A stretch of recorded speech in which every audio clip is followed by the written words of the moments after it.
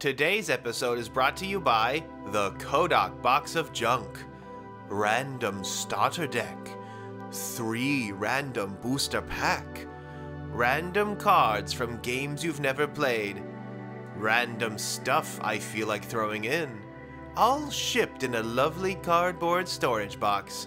Just $20 plus shipping. Quantities extremely limited. Check link in description. Do you have a card game that you want to get into the hands of players? Feel free to join in on the second run. Contact me at businessemail@twitter.com/Kodak. Hello and welcome to Errata Text, the follow-up to the 7 Deadly Trading Card Game Sins, where we take a look at various aspects of card game design. LCGs, or living card games, are a registered trademark of Fantasy Flight Games. Oh, you thought it was something else? So yeah, a lot of people have been asking me my thoughts on LCGs in the comments to my videos. Problem is, only one company is actually allowed to refer to their games as LCGs, as they own the registered trademark. So, branding aside, what is an LCG technically? The concept of an LCG is that it's like a TCG, but there's no booster packs. There's no randomness, no rarity, no secondary market to navigate, just fixed rate expansion boxes bought on top of the larger kit. It's being presented as this exciting and ethical alternative to trading card games, a wave of the future, and, well, it's actually not a new idea at all. The term LCG was first trademarked by Fantasy Flight in 2010, but there were a number of games that used the same concept long beforehand. Games like Summoner Wars, Dominion, Hero Card, Killer Bunnies, Munchkin, Apples to freaking Apples. Heck, Trivial Pursuit sold card expansions for their game in 1983, a decade before Magic the Gathering was even a glimmer in old Richard Garfield's eye. But when people invoke the term LCG, a trademark of Fantasy Flight, they aren't talking about these sorts of deck builders or party games. What they're talking about is something more specific. A constructed deck experience with no randomized product. So, another breakdown of the TCG experience. Most TCGs have 2 basic gameplay formats: Sealed Draft and Constructed. Sealed Draft is a type of game where a player only has a limited selection of any given card set, usually a handful of booster packs, with Sealed being where players only have the sealed product they are given, and Draft where a block of roughly 8 players pick through a shared pool of random product like a flock of vultures. That's not meant as an insult, by the way. I actually like vultures. They're cute the way pugs are cute. Their babies are chicken-sized balls of floof and they eat the dead stuff in the woods, so we don't have to. Games like Dominion or Star Realms are what are known as deck builders, where this sort of card drafting happens in real time as part of the gameplay rather than something done beforehand. And just to round out the corners here, Apples to Apples, Killer Bunnies, and Uno are what are called party games, where players don't have individual decks and no deck building is involved. On the opposite side, we have Constructed, where a player develops a card list based on research, practice, or gut feeling, and then builds their target deck through buying product and playing the field of the secondary market, essentially constructing their deck the way they want it without the limitations imposed by draft. Now, while people who prefer draft play embrace the randomness of trading card game product, the people who talk up LCGs, a trademark of Fantasy Flight, are instead wanting that constructed deck building experience I just talked about before, but without having to fish through randomized products or navigate the secondary market, which, considering the current state of the secondary market, fair. There are a lot of people who like this idea. There is certainly a market for it, and there have been plenty of games made to appeal to these sorts of players even before Fantasy Flight coined the term. This method of game making isn't just an alternative marketing strategy for trading card games, though. It is a different sort of genre entirely, one with its own freedoms, restrictions, and expectations. There are definitely benefits to the non-random expansion model, but there are also some things that get lost when it gets undertaken. However, there is also the whole ethical argument. As laughable as it is that LCGs are more ethical when it's a registered trademark so the company that made it can send a big ol' nasty cease and desist to other designers who dare to call their game an LCG, it's a level of pettiness only matched by that time Wizards of the Coast patented trading card game. Only that time, Wizards got laughed out of the room when all the other game companies jointly agreed to use the term collectible card game, and in case you're worried, that Wizards patent expired in 2014 anyway. But that's that's just legal hemming and hawing, right? What about the actual structure of an LCG? Well, since only one company is allowed to make them, let's pick one at random. This one. Ooh, The Legend of the Five Rings Reboot Core Set. That's a familiar title. Let's take a look inside. Okay. Hold on. This box is kinda thin, isn't it? I mean, looking at it, it's not even as tall as an actual playing card. Huh. Oh, well, I'm sure it's fine. Let's take a look inside and...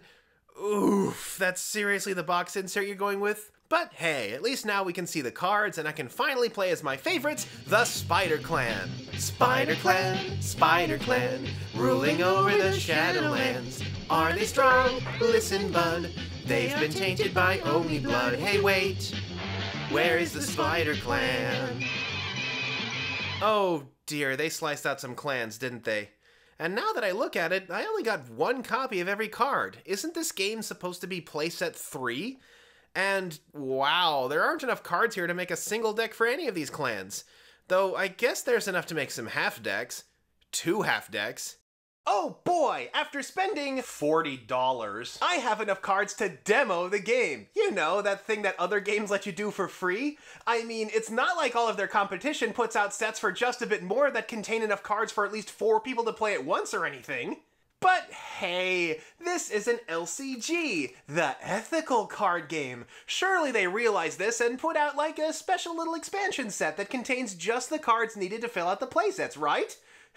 Oh no! What you're expected to do is buy 2 more of these core sets, and by expected to, I mean the rulebook literally tells you to do it. So yeah, if you want to build an actually playable deck, you have to drop an additional $80 on 2 more of these core sets. And that means you get 2 more sets of tokens, 4 more honor dials, 2 more playsets of all the universal cards, 2 more copies of each stronghold, 2 more rulebooks, and yes, 2 more of these useless boxes. I know Yu-Gi-Oh! Also expects you to buy 3 copies of their structure deck, but a Yu-Gi-Oh! Structure deck is just $10. A full set of 3 still won't set you back as far as 1 of these L5R core sets. Because I'm sorry, isn't the whole shtick of these things that you don't have to buy the same product repeatedly, you buy it once and you're done, and yet they break that very promise in their initial offering? That's one thing I don't get, is that people say that the LCG system is such a money saver when you have to spend the equivalent of 12 Yu-Gi-Oh! Decks just to get started with L5R at a basic level before you invest in any of the expansions. I know the TCG secondary market is kinda yikes right now, but that low barrier to entry where a full, playable basic deck tends to cost $15 at its highest and as low as $5 in some cases, an asking price of $120 is a bit of a bitter pill to swallow.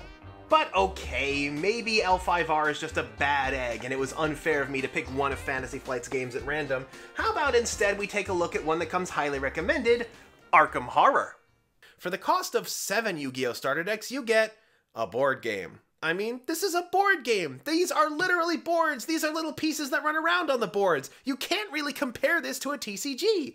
And they were too cheap to include the necessary opaque token bag. I had to add this from another game, one that wasn't too cheap to include a bag. I mean, how did they think this could... Oh, wait, silly me. This is a board game. What I was supposed to do was drop 4.5 Yu-Gi-Oh! Starter decks on this box. You know, the one with the same name, the same font, and the same aesthetic design, the same tokens, and the same characters with the same artwork, like the 2 games are some sort of product of the Mandela effect? Or wait, maybe there's some kind of multi-dimensional elder god conspiracy meant to confuse the minds of humans for their inevitable takeover of the material world! Dagon is upon us! Yog-Sothoth has revealed to me his secrets! Cthulhu Fhtagn! Cthulhu Fhtagn! Nah, I'm sure it's just because I'm a massive goober. How silly of me to confuse these two.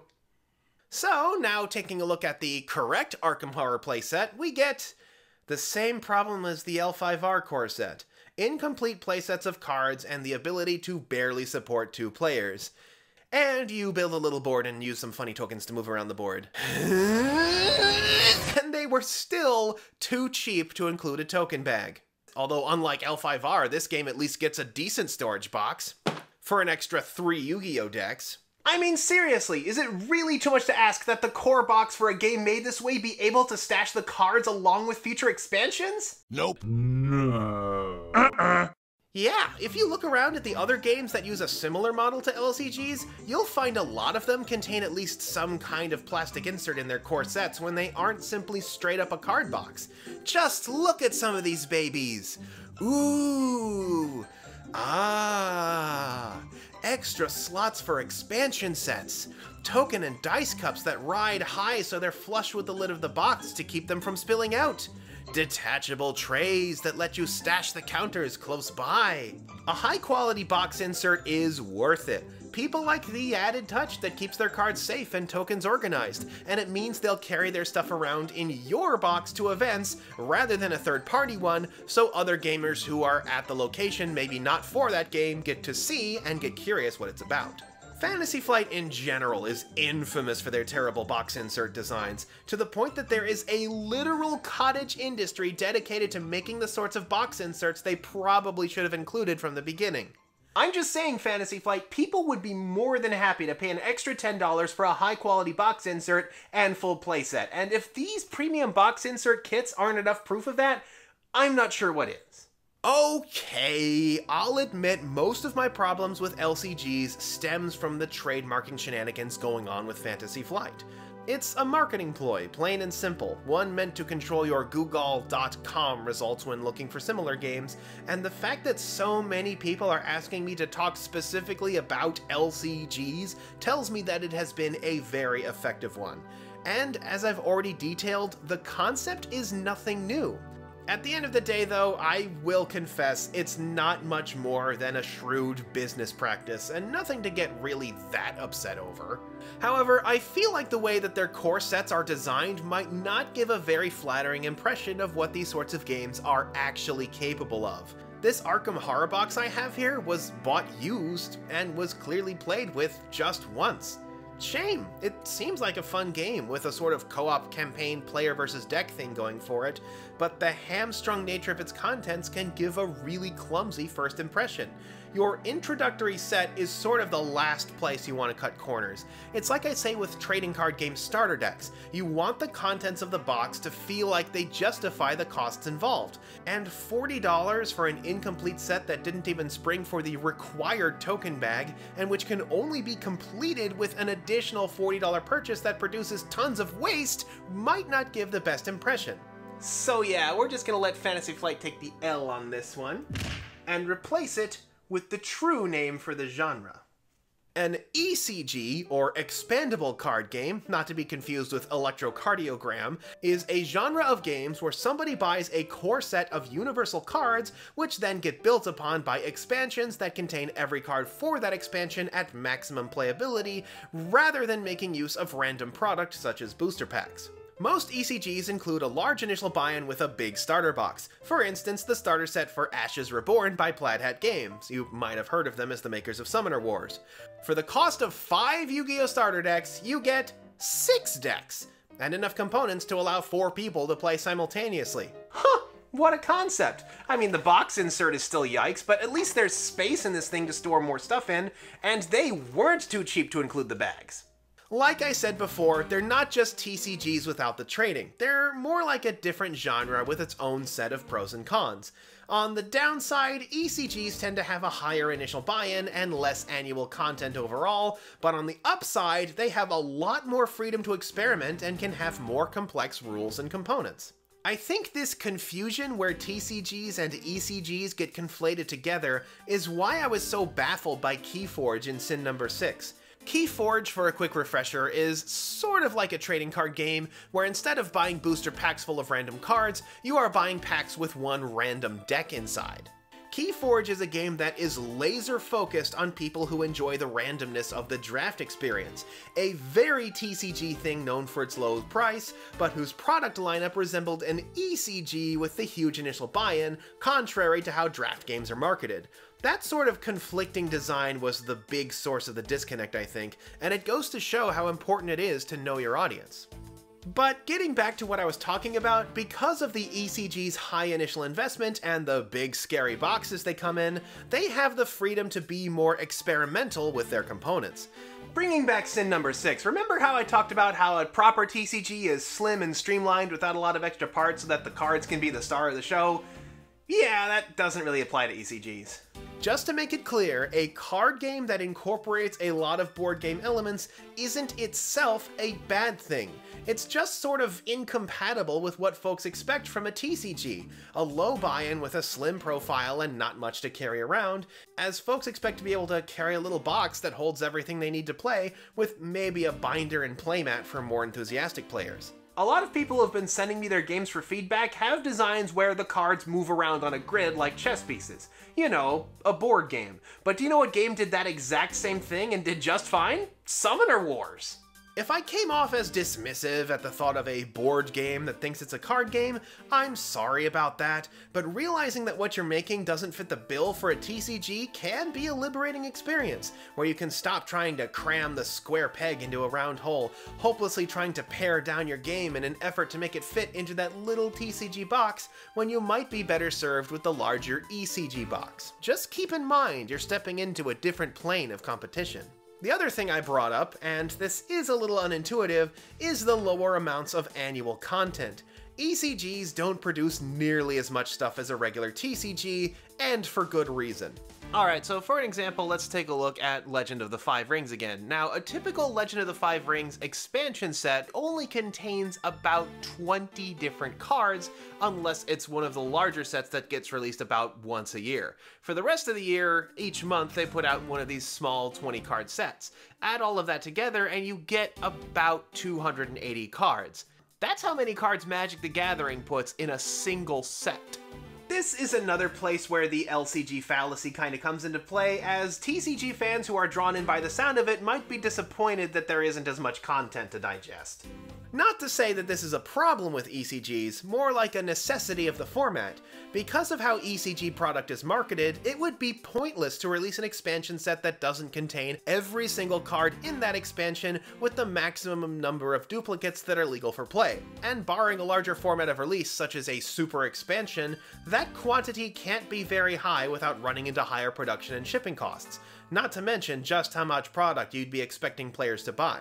For example, what if somebody tried to sell a set the size of one found in Magic the Gathering, roughly 280 different cards, like an ECG where the set includes full playsets of everything?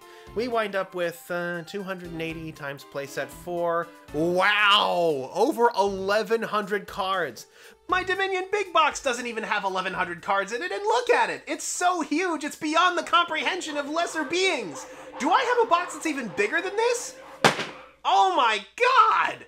And it still doesn't have that many cards in it! Yeah, when it comes to games that put out huge amounts of content, the TCG model might be a better fit. An advantage of trading card games is that your participation in any given set can be as much or as little as you want. There is already the issue in ECGs where a player would have to buy an entire expansion just to get one or two useful cards for their deck. Remember my complaint about Fantasy Flight's core sets from before? But making the sets this big is just untenable. I mean, sure, there might be some sellers who partition the ECG sets, but odds are good they bought the set for the same cards you were looking for, and again, that's wading into the territory of the secondary market, which ECGs are designed to avoid. On that subject, doing an ECG means you are casting aside basically that entire secondary market. Casual players, completionists, box breakers, and collectors are basically no longer in your field of view, as due to the lack of a rarity system or any sort of randomization or room for dabbling, there isn't much for them, especially not the people who like filling out binders with their fanciest and rarest cards, as there's no real incentive to make any cards fancier or blingier than any other. Every card is the same level of rarity, and when every card is super, no card will be.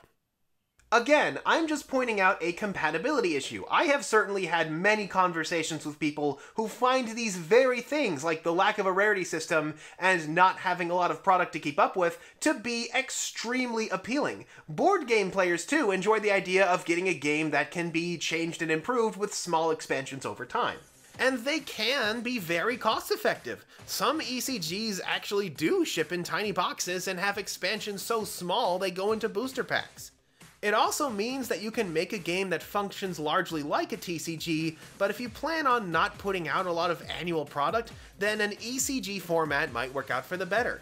I know I gave Fantasy Flight short shrift in this video. I mean, a cooperative constructed game that plays out in chapters like Arkham Horror isn't something you see every day, but I'd hate for somebody to get the wrong impression on what else the genre has to offer without knowing about similar games made by companies like Plaid Hat Renegade or White Wizard.